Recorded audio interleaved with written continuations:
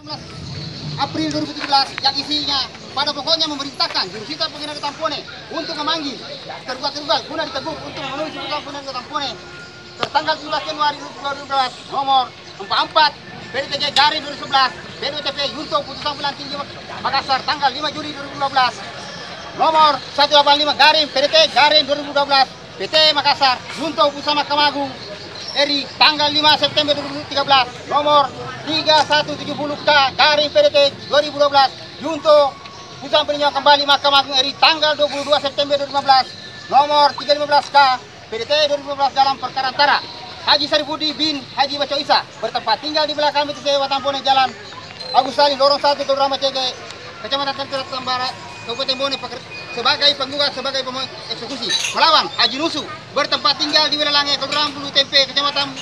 Tenterat Barat Kabupaten Bone sebagai para tergugat sebagai termohon eksekusi yang amarnya berbunyi sebagai berikut: mengadili dalam eksepsi menolak eksepsi tergugat 1 dalam pokok perkara 1 mengabulkan gugatan penggugat untuk seluruhnya menyatakan menurut hukum tanah sengketa tersebut pada mulanya adalah milik lelaki Haji Mada Ali almarhum kemudian beralih kepada Abdul Latif sebagai